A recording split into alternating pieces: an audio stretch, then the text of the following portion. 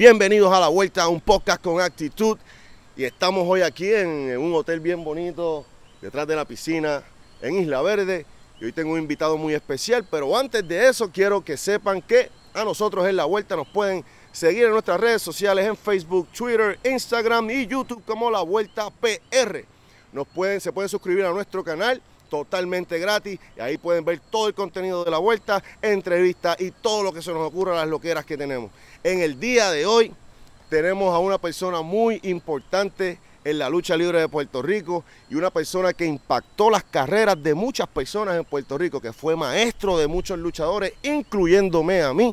Y hoy es más que un honor tener a mi lado al chico glamuroso Shane, the Glamour Boy. I'm about to shed a tear. Woo! I'm crying on the inside. On the inside, I'm crying. That's a wonderful introduction, Dennis. Bro, thank you for being here in my podcast. It's an honor. We've been friends, man, more than, I think, 14, 15 years. Yeah. Yeah. Before I was a wrestler, Yeah.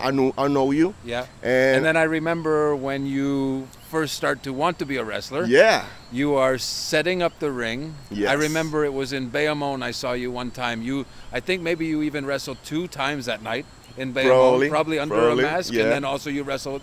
And then it's you and Noel at that time. Yeah. You guys are taking the ring from the Bayamon is not an easy place to put the It's ring the because worst. you have to come down the stairs. It's the worst. Right. And I remember seeing you guys do that, and I was like, man, you know, Savio, your brother, was in charge of the company, IWA, Yes. at the time.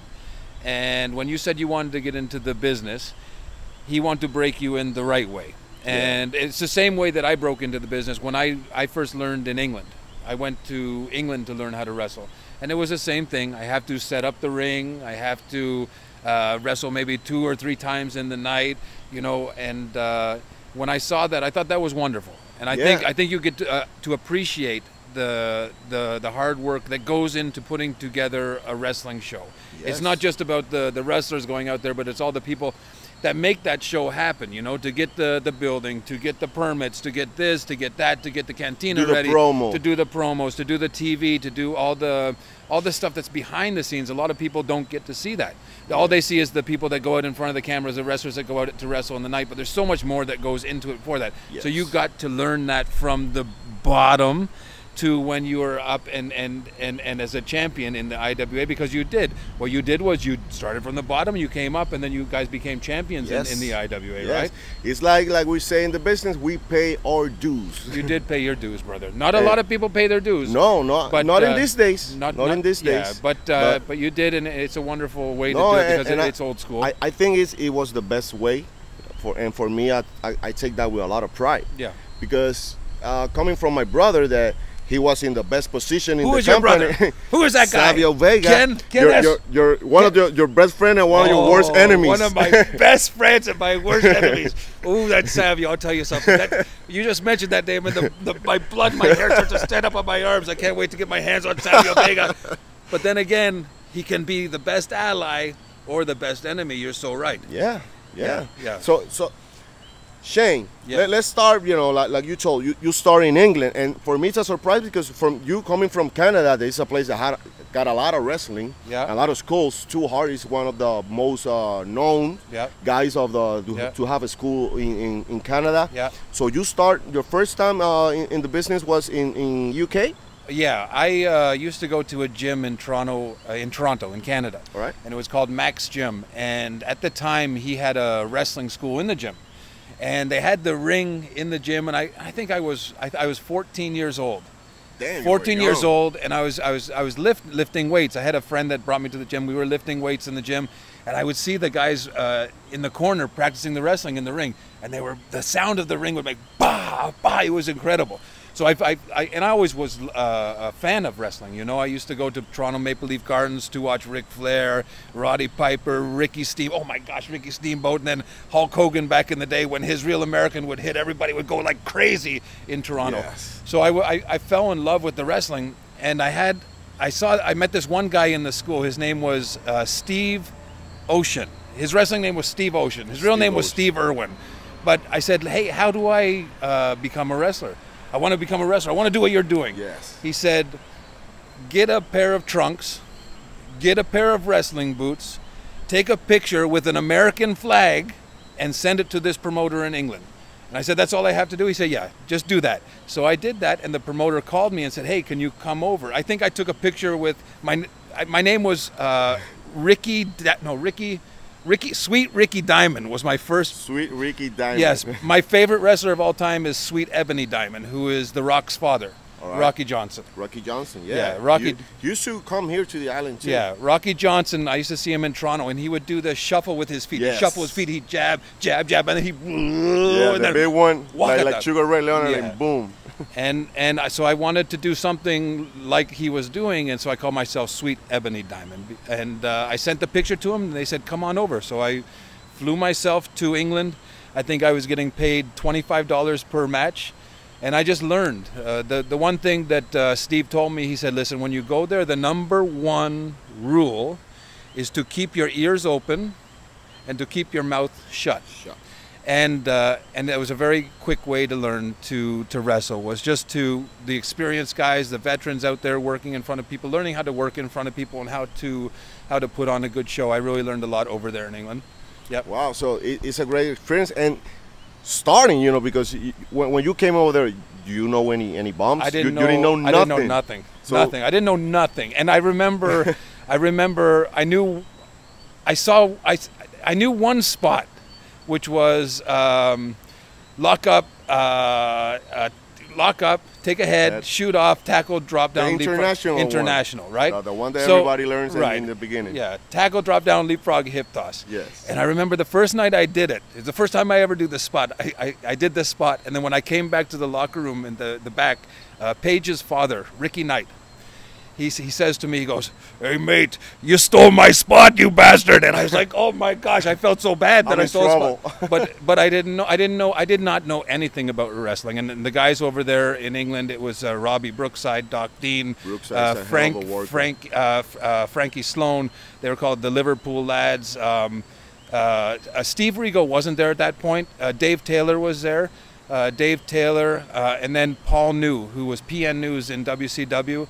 Cannonball Grizzly, they called them over there in Europe. He had a huge career over in Europe, and Paul really helped me out a lot. That was, in my opinion, one of the best big men that were great big man worker. You know what I mean? Yes. A big man that could move, could sell, could get the people so mad at him.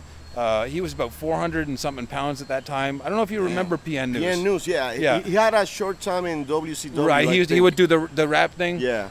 But then when he was overseas, he was called Cannonball Grizzly. He would just beat people up, and he kind of helped me out a lot in my career when I was over there, helping me out and teaching me. So do you consider yourself a lucky guy? Because nowadays, nobody can do that. Like, just take a picture and send it to a promoter and say, "Get over here." Oh yeah, you can. Yes. Yeah, you could do that. I'm sure Vince McMahon has hired a lot of people with just a picture. Probably, yeah. I think so. But it's not so easy. Usually they become the biggest stars and make the most money in this business. The people that don't know how to work. Yeah, it's happening right now. I think. But anyway, it's happened it's always happened. It's always happened. But it's been a good mix. It's been because there's been a lot of guys that are great workers too, and that have made a lot of money in this business too. There's been a lot of great workers that haven't made a lot of money in this business, but still we're able to touch. I think a lot of the thing about wrestling is, and I'm starting to understand that now, especially coming back to Puerto Rico. I get these guys that come up to me and go, "Oh man, I remember watching you when I was 4 years old." I was like, okay, thank you for making me feel old, but also thank you for letting me affect you that way, where you would want to come up and say, thank you for that. And now he's in a locker room seeing you and, sharing a locker room with you. And for those guys, it's an honor. It was an honor for me that the first time I was in a car in the real roster. And I'm in the same room with all these guys. Yeah. They've been kicking ass since a couple of years, and they're great. They're still great, Yeah. I think it's the same feeling for them. So in the UK, you mentioned a guy that I knew back in 4 years ago in 2014, Robbie Brookside. Oh, Robbie Brookside. He's a hell of a guy. Yeah. He used to be a punk rocker. He still is. Yeah. And the UK style is a lot of grappling, a beautiful grappling, a lot of, They used to say they would tie you up in knots. Yes. They literally would tie you Some of there were Johnny Saint. I remember Johnny Saint, Danny Boy Collins, even the British Bulldogs, Dynamite Kid. I got to work with Dynamite in England a couple times, and those guys, brother, they would tie you up so much, and then they could let go, but you are still tied up, yes. and you couldn't get out until they come to let you out.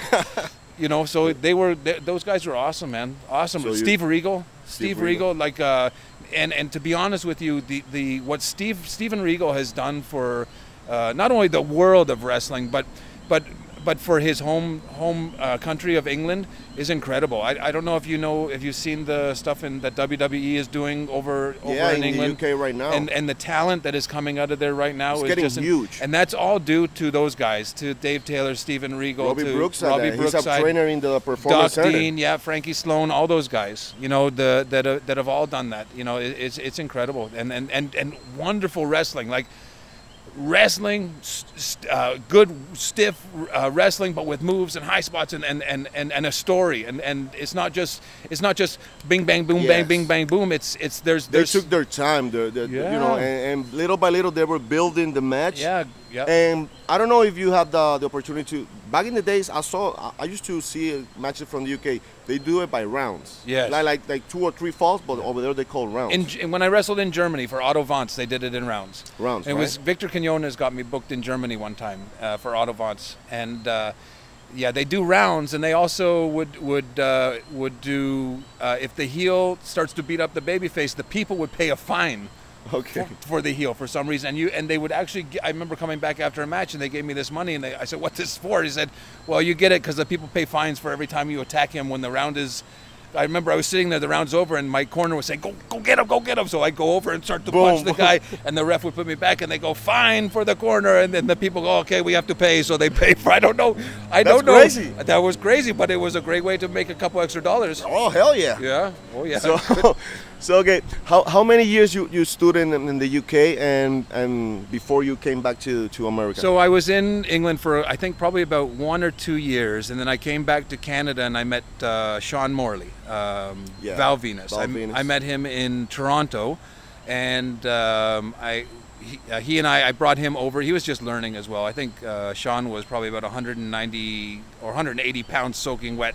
6'3", 180 pounds. So you're telling me back in the days, the guys that used to be known as the Canadian Glamour Boys, the big guy used to be the small guy. Well, I was definitely the chubbier guy, but he was flaco.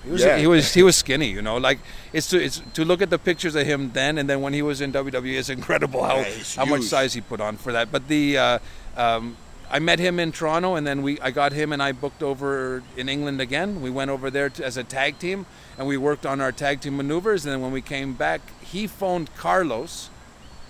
I don't know why he did this, but he ended up phoning Carlos to see if they needed a tag team. And Carlos phoned him back and said, because at that time it was the Eliminators.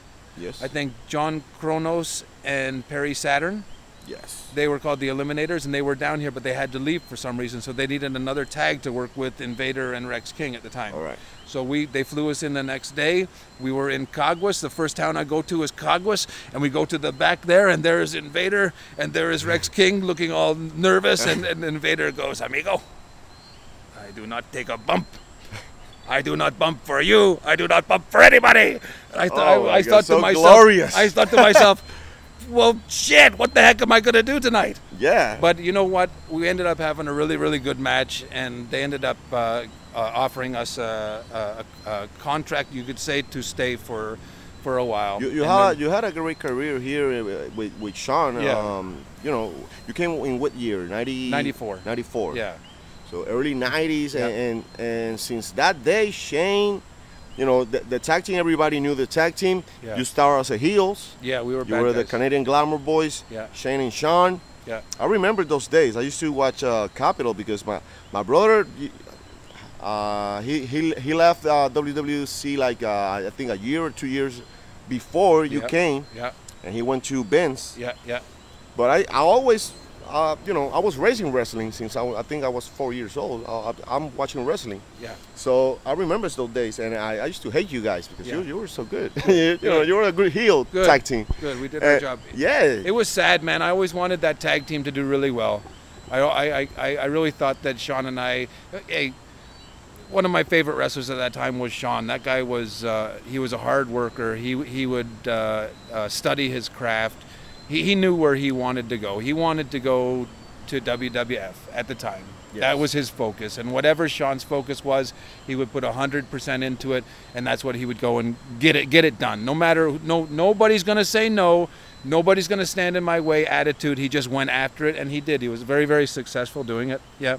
So you told me something that I remember. Your first town you came to Puerto Rico was Caguas, and you had a lot of histories. I lived in Caguas for that's maybe why like 10 years. 10 years, and your school used to be in Caguas in the park. Yep. It's a nice ring. The best. Yeah. The best. Yeah. And then somebody tried to take it away from me. That's another history. Is that another story? Yeah, we're gonna get that in a while. Damn you, Savio. Damn you, Savio. But we didn't give up our ring. And you know what? But to be honest with you, Savio, you were the one that helped me to find that, and then you wanted to take it. Yeah. But then it all worked out so good because after that, the chemistry of you and I wrestling in the IWA was wonderful because a lot of it was real. Yeah. You know, a lot of people don't realize a lot of the stuff that happens in wrestling is real. A lot of the angles you see on TV is a real life, is what's happening in what's happening in the people's lives. Sometimes it is. Sometimes that is the best wrestling, porque verdad es verdad. It's good. And people will see a hell of a show. Them, they're killing each other. Well, that's one thing about the Puerto Rican wrestling is that you have to fight here in Puerto Rico. Yes. You have to fight. It's not like in England where it's maneuvers back and forth. It's more technician. Here it's more brawling. Yeah, it's more brawling. You gotta fight because if you don't fight, they're gonna kick your ass. If you're gonna wrestle here to stay here and live here for a long time, you're going to fight a lot. You're gonna bleed a lot. You're gonna have a lot of pain in your body, but it's gonna be a wonderful experience because there's no other place in wrestling like Puerto Rico, you know? So after all the traveling that you have done, you came here in '94 with Sean. You got a hell of a career here with Sean in tag team. Then Sean goes to Vince, right? Yeah. Well, he went to, I think he went and had a tryout. He went to work with Quinones. In Japan? No, just whatever Quinones was doing. Because back in the days, Quinones has a lot of places to go, right? Right. So he was a war promoter. He kind of found Quinones as his promoter at the time, I think, to promote him, right? Yes. And then I think Quinones got him a tryout in WCW first, so that WCW looked at them, and then he went and had a tryout with Vince, and then he used the tryout that was a good for WCW against the one for WWE, and said, hey, listen, if you want to use this guy, you better sign him now because he's going to go to WCW. So place. I think Quinones was the one who got him to sign right out of the deal. And 6'3", 6'4", 260 pounds at the time. Yeah, good worker, good attitude. Was a great worker. You watch, I think, one of the most underrated wrestlers in WWF history. I think that guy could have been huge. It could have been huge, and he was. Not only that, but he had a huge impact on teaching the younger generation over there as well in WWF. Right. Speaking about impact the younger generation, you did that here because you have your school here in Caguas. And you start to teach a lot of guys that today, you guys in TV or in the social media, you see. Like guys like Big, Spectro, like me, like Noel, like Tua, Carlitos. Yeah. There's a lot of guys that you have teach. And for me, when I start, the first time I went to a gym, to a ring, to take my first bumps, was with the younger guys like Blitz, the twins, Cyrus and Virus, Psycho. They're from my town, so I'll start Even Orlando Colon? Orlando, I met him when I went to Carlos the only time. But he used to train at my school. Yeah, he used to train over there too. There's a lot of guys that you have teach. Even Carlos came over one time. Yeah? No. No, come on. Don't rip me right now, man. This is my show, damn it. But I remember those days, and before I went to your school, I went with these guys in the gym. They used to go and practice, take their bumps and whatever, take their cardio, ring cardio. Then I didn't want to say nothing to Savio because I want to do it by myself. Right. Because paying your dues, or what Right, we right. saying before. You don't want nobody saying you're getting this break Yeah, because of your brother. friend, because Yeah. of your It's brother, your this family. and this. But you know that a lot of times that's the number one way people make it to the top in this business is Yeah, I know, by their I know. family. So So you can look up with New York. As I want to well, do it the other way around, and so finally somebody snitched me and told him. So he sent me to Lightning. Lightning used to have a school in Toa Baja. So Yep. over there I met Noel, Yep. and I met Richard Rondon. I met them. Yeah, I yeah. met those guys over there. And I stood. Nietzsche was another guy that I met there. And I stood there for a couple of months, and I learned the basics. And when I was pretty good in the basics, he said, okay, you're ready for the next step. Now you go to Shane. Say, damn, to Shane. Let's go over there. So Noel and me went the first time over By there, the and way, I remember you, those you days. still owe me for 2 months of. Yeah, I never paid Shane. I think that the first weeks, and then I didn't pay nothing. Maceta, maceta. I was smart. But I remember because you're when we used to go over there, you know, you teach us so good. You're so great, such a great teacher, and you take your time. You have patience for that. And I remember the story. And I was yesterday. I was like thinking, yeah, I remember this. One day you were telling us something, and you start like stuttering like this. Ah, boy, I don't remember. I said, man, what happened? You're forgetting things. And you told me, one day you will be my age, and this will happen to you, and you'll remember. Yeah. And brother, it has happened Yeah. a lot. Yeah. And I remember every time that happened to me, like I'm talking to somebody, and what the fuck I was saying? Yeah. And I don't remember. I said, fuck, Shane used to told me that. Well, and you it's know, true. they always used to say that marijuana affects your memory, but bumping affects your memory. Yeah, You know, you straight can only, shots. yeah, you can only imagine the beating that your brain takes. Like Yeah. you look at all the football players nowadays that have the problems with the what is the name of that? Oh, I can't remember that, but it's the problem with your brain. Your brain is in liquid every time you're Yeah. hitting, or you get hit It's with a chair, shaking. or you get slammed, or you get thrown to the turnbuckle and your head shake. Your brain is moving and it's bruising, right? Yeah, and the body is not supposed to do that. Right, your body's not supposed to do that. So it's very, it does happen that the older that you get, well, at least that's what I keep. That's mi excusada. it's my excuse sometimes. I think. Yeah. Okay. First of all, before this goes any further, I think you are a little overdressed for the podcast. We Yeah. are here in the beautiful hotel. Yeah, man. There's a beautiful The- pool back there. Here I am I have in my shorts. my chancletas. I Yeah. have my swimsuit and just a regular beach short. and I'm- you yeah. are fully dressed. Yeah, I'm an asshole right now, Are you but going to? Let me ask you this: for ratings, for viewers on Yeah. your podcast, will you jump in the water with me tonight, dressed like this? no, man. This is my only clothes Let me right repeat now. that. For viewers, for all the people out there, will you jump in the water like this? No, man. This is my only clothes I got today. Okay. I'm just putting it out there. Just So- putting it out there. One thing I remember, you know, back in the school, that you know, you had your patience. You teach us so well, but when you get mad, you make us pay for it. You know, Yeah, good. I remember those sit-ups in the grab a rope and boom, and sit-ups and push-ups and this and that. And I say, damn, this is tough. But at the same time, I said I like it because this is it's building us tougher. You know, Yeah. for the time we get our break and go perform in front of the crowd. Yeah. And I learned so much, and right now in front of the people, I want to thank you so much. I thank you already, but I want to thank you because this wrestling, when I was younger, I love it to watch it, but I didn't saw myself in a ring performing. Not after, you know, I had my depression. I went to a hospital and I said, what the fuck I'm doing with my life? I need something to get all this fucking anger from me. Said, I have it in front of you, man. It's fucking wrestling. Do it. And I want to thank you for that. Like, I want to thank Lightning. I want to thank all the boys in my town. I want to thank also my brother that, you know, he told me, yeah, you're going to the business, but motherfucker, you're going to start putting in and out the ring. And, you know, and go to the towns and put a fucking speakers in your fucking car and go all over the place and take flyers everywhere you go. and that made me love more the business, respect more what you do, guys. To love it and to hate it at the same time. Yeah, Right? yeah, it's a love-hate situation, Yeah.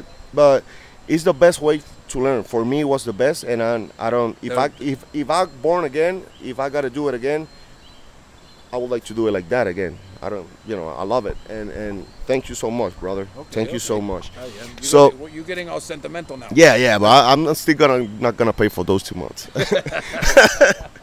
So after that, you work with Carlos.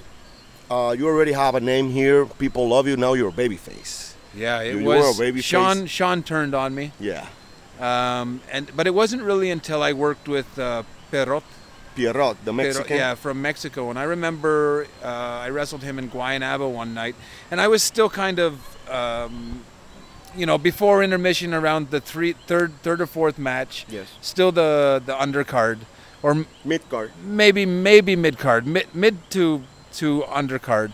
And then this one night I had this fight with Perot in Guaynabo, and I tell you, that guy, Perot, that guy could fight. Yeah, he can go. Like, he would literally, whenever you'd go out there, you don't know what's going to happen. It was just, he would throw everything at you. Like, he would, if there was something on the ground, he would get that and throw that at you. And we had this one wonderful fight in Guaynabo. And I remember he hit me with something and it cut me open. And it hit a vein in my forehead, which happens a lot in wrestling, right?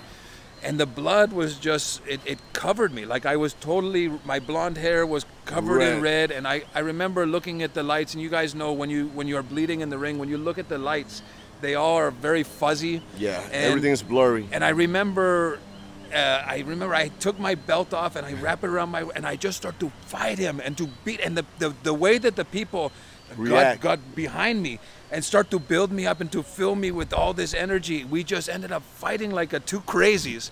And then after that, they took me to the hospital.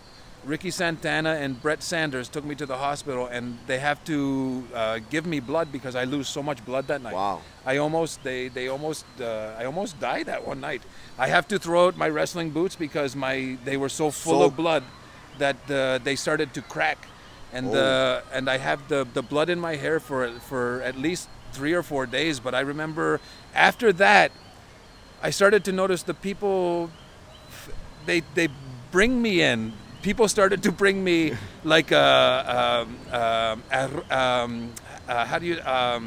bizcocho, tres leches. They started to bring me rice pudding, arroz con dulce. And they started to, whenever I would come, you'd have all these people would say, hey, Shane, come here. And they gave me so much love that I ended up feeling that love and then bringing that to the wrestling whenever I would suffer. And then when it was time for me to fight back, I would just feel all that love that the people of Puerto Rico gave me, and I would just try to fight the best way I could, And it really, after that match, it really kind of brought me up to. After that, I think I ended up wrestling with Ray Gonzalez, and I beat him for the WWC Championship in Guaynabo, and the place went freaking crazy. And then I lost it 1 week later. I lost it on the next Saturday, and I couldn't believe it. It was like, oh, let's here you go, and then take it away. But so that was pretty much WWC. And then after that, I think I was one of the first guys in WWC to leave to jump. No, Chicky and Victor left. Chicky and Victor left. And to the IWA. Yeah, and then it all started. It was starting back in those days. Yeah. And with small shows, nobody believed in the product. The houses wasn't so bigger. But the product looked good, right? But the product looked good. and the new image they gave to the people, to the audience, It was like it was a Puerto Rican version of WWF at that time, of the Attitude Era. Attitude Era. Yes. Yeah. It was, and I remember seeing that on the TV on Telemundo, and then that's when I started to talk with Ricky Santana about leaving Capital to go to IWA to move forward, because it was just, the product on TV was so much superior. You had wrestlers coming in from Mexico, you had wrestlers coming in from Japan, United States, all over, and it was just like, you need to be there. Yes. Yeah. So there you go. You're starting IWA. The people start to embrace the product, to like the product. The houses start to go good. So the IWA started that famous tournament to get the first champion for IWA. And you used to, I remember you used to work in tights, boots, and now Shane is a different guy. You know, he got a Puerto Rican flag. Yeah. You know, you embrace that, all the love that you told me a couple of minutes ago, all the love, just to embrace that, wearing that, and telling the phrases of Puerto Rico, you know, dancing, rock and roll, this, but then you put merengue, you put salsa, you put reggaeton, you put all those, you blend all those things, and people, you know, get behind that, and by the day that match you had, it was with which was the one you had the match for the IWA title? With Miguel and Ricky Bender. And Ricky, it was a three-way. Yeah. And Miguel was trying to get me to he was trying to, I think at that time he was trying to pay me to let him win the match. The match, that was the storyline. No, it was Miguel, Ricky, and Apollo and me. It was a four-way. Yeah, and I think Miguel was paying me to make sure that he would win. Yeah, he win the champion. But at the end, I don't accept his money, and I go on my own Yeah, because way. you were the nice guy, the righteous guy, you know, and the guy that was behind all the people. The people was behind him. And, you know, I said that in an interview, and it's one thing that I still feel it right now, is when that night when I win that match, I remember, and I've watched it back a couple times, the way that everybody jump up, it was like something like a light go into our heart and in our soul for the IWA. It was like it was a lit, like a pilot light for the stove. It was like it lit and the stove lit up. And we ran with that for a while, and now every time I come back to Puerto Rico, I still feel that I'm kind of like a beacon for all you guys that got to wrestle in IWA and got to bleed and to suffer and to go through all the ups and the downs with IWA. That whenever, if I can still get over here and do something with you guys, it feels like that there's still a little chance that the IWA can come back and be great again. Yeah. And I so believe that, and I love being that light for you guys, because, man, let me tell you, you guys have so much fight left in you. Dennis, you have so much fight left in you. You have to just keep fighting, okay? Yeah. Keep fighting. That's it. So you became the champion. So with that, let's say that you are one of the founding fathers of the IWA because of your work, and that became with that day of Savio giving you the super kick, and from that day, Shane, everybody loved Shane. Now they love him 3 times more. Yeah. And Savio was the biggest heel, the SOB, this and that, and all those matches you have, all the blood you left in every town you went. But you know, like we were talking before, Shane, he's always suffering, he's always on the floor, but he's always fighting, and one day he's gonna kick your ass. Maybe not kick your ass, but at least get the 1, 2, 3. The 1, 2, 3. And basically that's what it's all about, right? At the end is to get that 1, 2, 3, that sense of vindication. And nowadays I've seen, you know, we got here a lot of talent in the island. There's a lot of, it's ridiculous, all the talent we have. Crazy. But till today, I haven't seen the guy that can suffer so like you. Yeah. In that. You mean take a beating? Yeah, take the beating like you, but it's not, take a beating is easy. Make it look good. Oh, and take a beating. And take a beating. Yeah, it's not hard when somebody else is kicking your ass. That's the thing, because I remember, man, when Bison came first time, Bison, he was a stiff. I miss Bison. Yeah, man, me too. Really Me too. I was there when he passed away, and I'll tell you something. You were the guy. I'll never forget that, and what a tremendous talent he was. A tremendous person. He was tremendous a great person. guy. He was, yeah, he was awesome. You know, talk to him. It was so fun for me, and to wrestle with him too, right? To wrestle, it was, you know, it was. Hey, it's not many people you could hit in the head as hard as you wanted to, and he's still he's like okay. Nothing. Yeah, yeah. That's the only one. Yeah, the only one. And a tremendous head. Oh man, and he's heart. A big hat. Yeah, and heart. And heart. Yeah. And he was a great guy, man. Yes, I miss him so much, and you know, it's sad. Yes, I hope his wife and his kid is doing good. Yeah. And talking about, you know, Bison was one of those guys that came to the island and fell in love with the island. So are you. So was Slash. Yeah. Used to. And Abyss. You remember Abyss? Yeah. He learned the business here. He learned a lot of things here. Yeah. A lot of guys a lot of guys, including when they used to come to Carlos, they learn a lot in the business here. Play, the way we work here is different.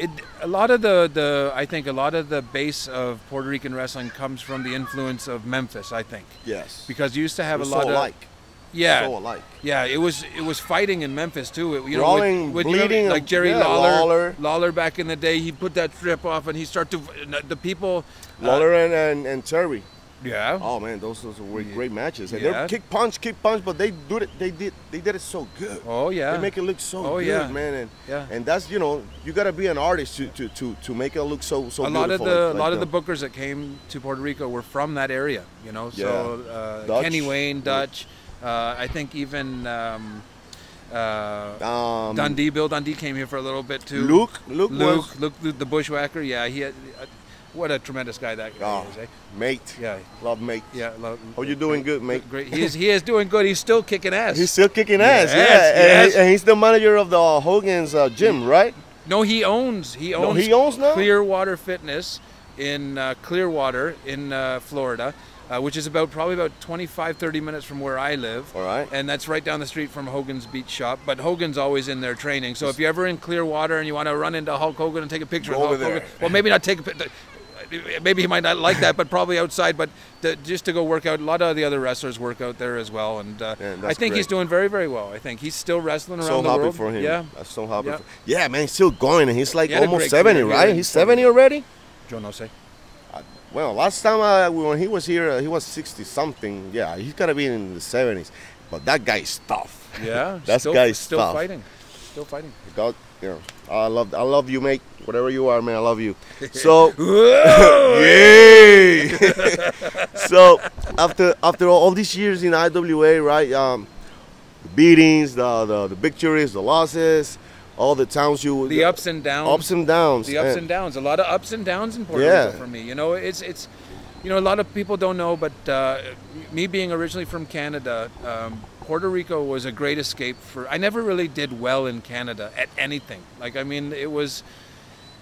I always did better when I was outside of Canada. Whenever I was in Canada, I was always getting into trouble. I don't know what it was, but I was always getting into trouble in Canada. It wasn't until I started to travel to different countries, to meet different people and to understand the way that the world was and to understand how people interact, to all get along. And finally to end up here in Puerto Rico, to feel the love of the people. I mean, it was just, here in Puerto Rico, come over to my house. My mom, my grandma, she's cooking arroz con pollo. See a boxing fight. Yeah, come. A couple of drinks. Let's have a good time. Watching Tito beat up on De La Hoya was one of my favorite things. Being down here. The next day when Tito came back in Isla Verde here, they shut that down, and we had a biggest party. I remember when I was on a show with Tito one time here in Bayamon. All right. And he was the referee it was Ray versus, I can't remember who he was wrestling. Ray and Orlandito, I think. Yeah, and then Tito was the referee. I remember I go up to him before I say, hey, thank you for beating De La Hoya, because the next day I have the best party ever when you come to the island. And he looked at me like he don't know what I'm saying, but it was a nice honor for me to get to meet him, So, like I was telling, we were talking about Bison / and you found a home here in the island. Yeah. So much that Bison, he married, he had a son here, and so were you. Yeah. Your wife? I met your wife here in Puerto Rico? I saw my wife in Lupis. We finished the show. It was a Saturday night, and we were out drinking and dancing in Lupis. And then I think it was me, Sean, D'Lo, Big Vito, and I think Ricky maybe not, but somebody else was there. Right. And they all left. We were all leaving. So I go out the door. I saw my wife Callie dancing she wasn't my wife at the time, but I saw her dancing on the dance floor. And I said, oh my! I leave, and then I stop. And I say, oh, I need to go back and talk to that girl. So I went back and I started talking and dancing, and then and then the next thing you know, some time goes by and we end up getting married. And she had 2 kids at the time, Ricky and Tatiana. And then we ended up having a son, Michael. And now Ricky and Tatiana have 2 babies. Ricky has Mia and Melanie, and then Tatiana has Adriancito and Cariel. She just had a baby 3 days ago. Oh. So I am a 4-time grandpa. Grandpa Shane. Yes, I'm a 4-time grandpa. Oh man. Yeah. Congratulations, bro. Thank you very much. I hope my son is 19, but Motherfucker, if you get a girlfriend, I'm gonna kick your ass. I'm Cuidado. not ready to be a grandpa Cuidado. yet. It's nice, brother. Let me tell you something. What's wonderful about that, because the grandkids come over, and the parents always have to take them back. Yeah. You know, so Yeah, they yeah, make a that's- little bit of a mess, and then you give them some candies, and then they go away, and you have your privacy back. Yeah. So, man, you found, you had your son here in Puerto Rico. You live in Caguas for a long time. Yeah. You lived then in Carolina, I think. Yeah, for Carolina. a long time. Yeah. And after that, the hurricane and stuff, Yeah. you left like a lot of people. And, It wasn't after the hurricane. No, it was before, right? No, I think the relationship with WWE had when Victor Quinones passed away, the relationship with WWE kind of fell apart. Yes. And WWE then started to put their own TV show here in Puerto Rico. Before it was just IWA and Capital. Yes. There was no WWE. Yes. And then when Quinones left, WWE started putting their own product in here. They started putting it wasn't SmackDown, it was Raw and Velocity. Velocity, I think. So the people started to see that, and then what was happening, the wrestling was on pretty much every day. Yes. Every day in Puerto Rico was a Velocity or a Raw or a Replay or something having to do with WWE. The local wrestling suffered. Yeah, of big course. time, Of course. And when it did, a lot of the boys, I couldn't really make a living at it anymore. So I got an opportunity to go to TNA to work as a referee. As a ref. And I want to talk about that because I was saying, like, man, those guys know what they got, and they like a ref. I know you did your angle and stuff, but you did so much more. but it was. I was very beat up at that time. I had blown out my knee. I had torn my bicep. My back was sore. So it was my choice as well, because I wanted to be part of the business, but I didn't want to have the grueling schedule of having to wrestle every night. And it was a wonderful way to still be part of the business, yes, but not to have to get beat up every night and to put your body through that. So at that time it was TNA was awesome to work for. Yeah, I It remember. was awesome. I used to watch you in TV like that. They have catering. They have, sometimes you can get like a private a change room all by yourself if you wanted to. Even the referees, come on, the referees get their own change room. It's wonderful. Here that doesn't happen. Yeah, and I got to meet a lot of nice people. I got to meet Sting over there, and I really liked him. And then also Earl Hebner. I used to work a lot with Hebner. That guy's incredible, and it's not his fault that he screwed Brett. He was just, he's doing his job, man. He's the referee. What are you going to say to Vince McMahon if he tells you something? Because if not, he's going to be the next fired that day. Yeah. Unless Earl really did screw Brett. Yeah. Which maybe he did. Who knows? Yeah. I think it's still a mystery. Brett. I think Brett screwed Brett. Maybe, but I don't know. I've never met Bret Hart before, but huge Canadian hero. He's a legend. He's a legend from the Hearts. The Hearts, all of them. I never got to meet any of those guys. Well, my favorite was Owen, always. Yeah. I met Owen when I went with Savio over there in, I think it was '97. Yeah. And man, that guy, he was always doing pranks and stuff with a lot of everybody. Everybody loved him, right? Yeah, everybody loved him. He was so a much. nice guy. He was such a nice guy. Everywhere he go, he was always joking, having a good time.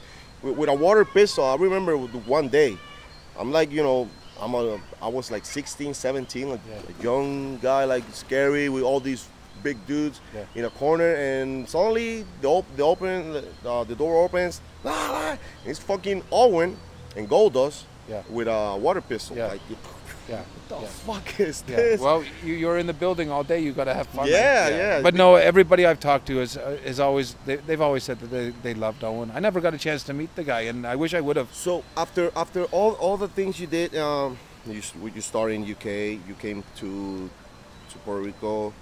You went to Germany. You went to TNA. You never went to Canada and do like a little bit in Canada. I worked with The Rock's uncle, Ricky Johnson, in Toronto, and he would put on shows in bars and stuff like that, and we did some shows over there for him, and it was nice to work for him over there. But then went to Japan. I did New Japan Pro Wrestling, which was awesome. How was Japan? Awesome. Great, right? Yeah. That was my dream always, to work CMA. Don't say it was, because you never know. I remember one day, it was with you. We were in Las Piedras. It was you, Bison, and me. We were talking, and that day Bison told me, like, you want to go to Japan. Yeah, when he came back, he passed away. And when he came back, because he did go and speak for. I think he did. Yeah, you're ready to stop drinking and start smoking and go out here in the dojo. I say, hell yeah, to Japan. I'll do whatever it takes. Yeah. Say, okay, I'm gonna talk to the guys. And when he came back, he passed away, Yeah. and it's sad. But anyway, all these years you've been in wrestling, do you have a one story, the best experience that you ever have in wrestling? That there's always one or two. Do you have one that you appreciate the most? In wrestling, as far as like a match or... Let's say a match, and then we go to another topic, your best moments. Let's start with matches. Man, one of my favorite things here was wrestling with Ricky Banderas and Bayamon in a ladder match. They have a ladder match and I remember coming out and looking at the title, and it was so high. Yeah. The pole, like usually Gustavo used to put it like in the fucking palm tree. Right, there. but you sometimes, like on the house shows, the wire holding the thing would like be very this. low and be kind of slanted. Yeah. This time it was high, and I remember saying I said, "Is it supposed to be that high?" And I remember the last part of the match where I did go to Hugo before this, because I was very, very nervous before this match. Not only because Ricky always brought it, he always would fight like a mother. You know, like in his matches, you're always in a fight with Ricky. Yeah. He was going to bring it no matter what. And that was one of the wonderful things about wrestling with Ricky, because you're always going to... He brought out your best. He brought out your best. And I remember going to Hugo and asking him to pray for me, because I felt like I needed I needed God on my side that night, and he prayed for me, and we went out there, and the last thing I remember jumping up and grabbing onto the title, and I remember falling down to the ground and then letting the title go, and then it shot straight up in the air. And I remember hitting the ground and looking up in the air at that title in the lights, and it was like in slow motion, you know? It was just coming right down, and it came right down beside me, and all I had to do was just to reach over and to grab it. And the people went, "Rah!" That was probably one of my favorite. Yeah, that was probably one of my favorite moments. Do you have a funny story in the road? No, I'm not allowed to talk about funny stories. Yeah. No. We always wrestlers, we tend to shut the fuck up in those. Some people just keep their mouth shut. Yeah. Remember what I said about when we learned open your ears and keep your mouth shut. Yeah. Okay, I'm gonna give you a pass on that one, because I know Kali can kick your ass. Just joking around. Whoever I tell the story, maybe they're going to get mad too, but who knows? But man, I know that you here in the island. I know that one of your best friends in the island is Moody. Yes. And Moody, he did a lot for you in wrestling, you know, because he was one of the bookers too. He was. And he, in a way, took care of you, not because he was your friend, because you were the man. You earned that. You know, you got the respect of everybody, and he knew how to work around you in your character. Moody could put those music videos together. When he would put a music video together, and the same thing with, I really noticed it in the street. It wasn't until Moody started to do those music videos, and putting the emotion to the music, to the inserts of the little things you said. Then people really, and that's one of the reasons why it took off so much like it did, and that's why it still does whenever he does those things. When he puts his time and energy into doing it, it automatically, I would go down the street and everybody would be honking their horn, change, and they always say the same thing, change. Yeah. He made that shit famous, man. He made that shit till today.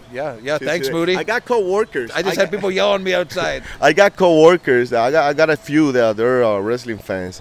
And I think today I was saying, probably today after work I'm going to interview Shane, and he's my Shane, Shane, come on, man, we're in the work, behave, man, come on, we're grown ups already, come on. Yes. But it's that big, and that's cool. That's cool that people still today remember those videos, those matches, that beautiful career that you have here in the island, and not even the island, all over the world, but the island, I think it's a special place for you. Me, for sure. I don't wrestle anywhere else but here in Puerto Rico.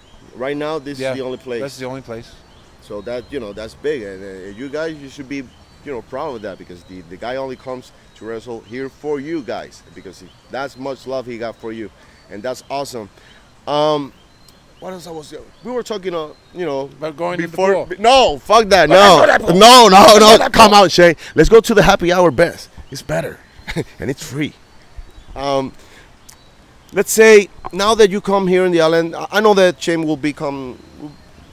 Shane will be back in soon here to the island, to the WWL right now. You see, he's having a big fight with a couple of guys here. Nothing Is how it seems, ¿verdad? seems. Nada es lo que parece. Eso así. Yeah. All right. So, so Shane, tell me, you're living in Tampa? Yes. You have your own business? Yes. Have junk. How business is doing in Tampa? Wonderful. It's one of the wonderful things about Tampa is that there's a lot of money in Tampa. There's a lot of people that keep buying furniture and then getting rid of the old furniture, and they have no basements To store the stuff. So everything goes in the garage, and then everybody goes, oh, I can't park my car in the garage anymore. I have all this junk I have to get rid of. Who are we going to phone? Let's phone Shane. So I come in, and then I remove it for them. You do the work? I donate the stuff that can be donated. I recycle the metal, and whatever I can't donate or recycle, I take it to the waste energy plant where they burn it, and they use that as energy to run the plant. So you're a college's warrior right now. So everything That's is great, going. man. I love it, man. I love doing it because a lot of people feel overwhelmed when they have a lot of junk in their house. You know, people collect a lot of stuff, and sometimes they get too much without throwing anything away. So this is a good way for me to come in to clean it out for them, to make space, so now they can park their cars in their garage, and then I can take it to the right location that it needs to go to. Man, if you were here by Uruguay, you'll be a millionaire. But but it won't work here. You No, know why? I it doesn't work I here? know. Because everybody gets a family member. Yeah, with a truck to do it. everybody has a truck, or somebody knows somebody that has a truck or It's two true. trucks. It's true. Yeah, it's true. Yeah. But- Let's get our brother to go get it. Yeah. Nobody gonna pay for it here, but they in Tampa they They do pay, it. Yeah, They pay good because money for it. Yeah, because the garbage don't pick it up. You cannot put the stuff by the curb. It's not like here. No, it's not like here. So you can't put it by. All you can do is put your garbage bags by the trash. You cannot put furniture or anything like that. Okay. So it's a good business in Tampa because it's a necessity for people to get rid of stuff in order to make space in their home. Comparing Tampa to this, Tampa is huge. Yeah. Speaking of Tampa, 813-455-5275. Shane from Have Junk. It's the easy way to get rid of your junk. If you want to reclaim your space, get rid of that old furniture, old refrigerator, old junk that's hanging around in the garage, in the backyard, at the side of the house. Give Shane from Have Junk a call, 813-455-5275. Give him a call, and he take care of that for you, man. Maybe I'll even let you slam me So, for an extra 50. well, the only junk I like is the junk in the trunk, but Yeah, that's you the love it, yeah. who doesn't. Yeah, who doesn't like the junk in the truck? So, man, it's right now that you're coming sometimes here in the island and do the shows, and you're working with a newer generation. Yeah. Because there's a couple of young veterans like Big. Let's say who else we got there? 450. Oh, tremendous. He's a hell of. is the- For me, he's right now the best wrestler in Puerto Rico. Yeah. He's got to be the best in Yeah. Puerto Rico. And there's a Yeah. couple guys that are coming Yeah. for his throne. Yeah. But they, in a couple of years, Mendoza. probably Mendoza, Electro, BJ, BJ. Yeah, probably BJ. Probably, but you got to behave better, BJ. Dennis. No, Dennis is retired. Noel still got it. You remember what we said before that wrestlers can't retire? Wrestlers can't retire. Yeah. The other day I was talking to a good friend of mine about that, and he told me like, "Hey, man, I know that because of your injuries in your back and neck, you can maybe take the bumps, but you can be a hell of a manager. You got a big fucking mouth." And I Yeah, said, but I don't think you're going to be a manager. I still think you have a lot of ass kicking left in you. well, let's see. It's early. It's early. It is early. So, but man, the interview is about you. Okay. Okay. So, what do you think about all these new generation guys from now this new era, this new century? It's wonderful. I just wish that they would get the opportunity to wrestle against some foreign talent, like some guys from Japan, some guys from Mexico, some guys from yeah. I mean, what a wonderful way to show off your talent than to have them work against people from other countries and other places. Yeah, And those guys bring that style over here, so the wrestler here has to adapt to that style, and they make a wonderful match, you know. So, and that was one of the wonderful things about the IWA, was that you would have like guys like Super Crazy over here, and Tajiri, Taka Michinoku, all those the guys from Japan, the guys from Mexico, the guys from England, the guys from everywhere, you know. And then you'd have a great mix, and it was just, as a fan watching wrestling, you got to see so many different styles, you know. It makes everybody better. Yeah, it makes everybody better because you're learning different styles. Yeah. And so when you go to work and to wrestle into their country, you know, you can bring your style, but also work with them in the same with their style, and make a tremendous match. So, do you have any advice to the these guys, these new guys, The new generation? the new generation? Do you have some advice for them? You know, the good stuff from veteran like you. I mean, my advice would be to a young guy that's from Puerto Rico, wrestling in Puerto Rico, is you need to get out of Puerto Rico in order to learn from some of the other styles, like we were talking about, from England, from Africa, from Japan, from Mexico, from all these different places, to go learn those styles, make a name for yourself out there, and then when you come back, your value is going to be so much more that you'll be able to make money, rather than just doing a show because you want to do a show on the weekend to wrestle, you know, and then go out there and kill yourself. That's the story of 450 right now. He left and made a name for himself, and now he's exactly. And it was the same thing with Sean and I. When we in Canada, we couldn't start in Canada. We went, you know, other places to wrestle. So then when you came back to Canada, you already had a resume. You know, you already had videos from different countries. You already had different styles that you could wrestle. You really have to get out of your comfort zone in anything that you do in order to be successful. Because once you are comfortable, you stay right there. You don't move your ass for nothing. You don't evolve. And all you do is complain about that it's their fault. It's that person's fault. It's this person's fault. You have to take responsibility for you. If you want to be a WWE superstar, then you need to be where the WWE is in Orlando. If you want to be a AAA, you got to go to Mexico. And you have to be there to be ready if they need you. And some people go, oh, well, you can't just show up. Yeah, you can just show up with a bag.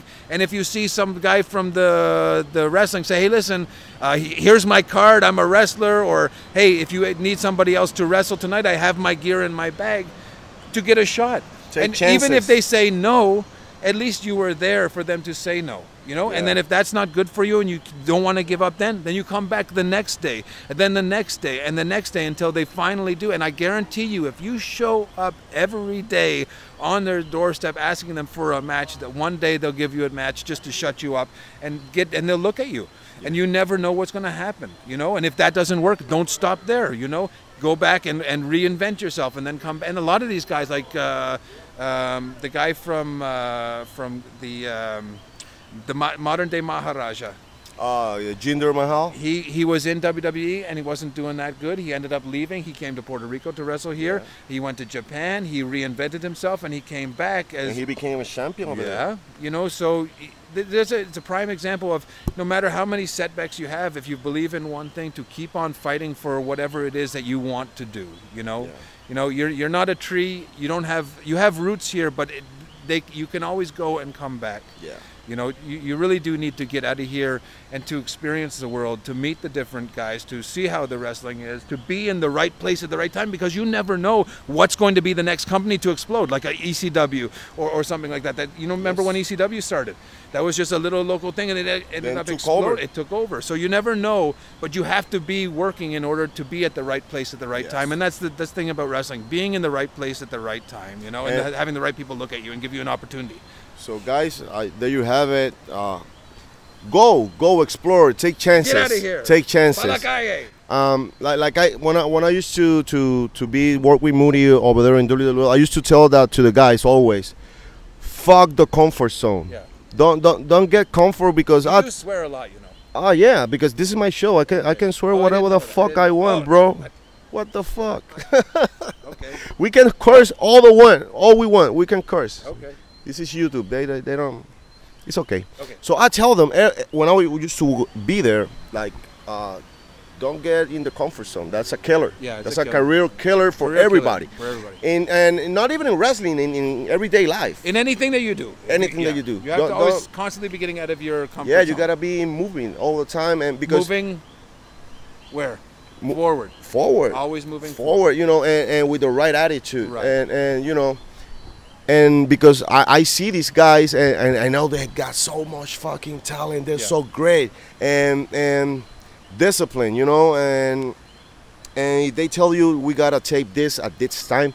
You get half an hour before, and you read what I got to do, what I got this and that, you know. Yeah. I always tell them that. Half an hour, no more. You need to be there way before, yeah. Yeah, and you know, you gotta do something, get your lines in your head, whatever you gotta do. To always do more than you are getting paid for. I remember I heard, I think it was Jim Rohn that said that. He's a motivational speaker, but he always said that you should always do more than you get paid for. You know, always go that extra little bit. Even though you work hard and you do a good job, if you do that little bit extra that they don't expect, they'll always remember you doing that. Yes. You know, and then they'll always, hey, what about that guy? Because, you know, that guy, you know, they'll remember that. That touches a chord with people. When you go above and beyond in doing a job for somebody, they really respect that. Yep. That's true, bro. Yeah. You ready to go in the water? No, I'm ready to go to the bar. So, man.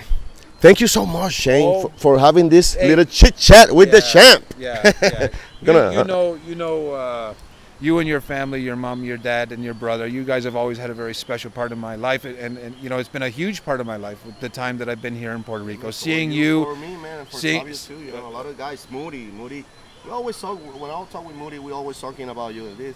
I talked to him the other day. I wrote in WhatsApp and still blue. Yeah, that's in response. So write him, Moody. Yeah. Write him. Yeah, he's alone. But I'm glad that you have the podcast, that you're constantly doing something different, which is wonderful. I can't wait to be on the next show with you, whenever it is or wherever it is. Yeah. Because one of the things that I really love is to watch you kick ass as well. Okay, brother. So. Oh man, thank you, man. Here's to the continued success to you and your family.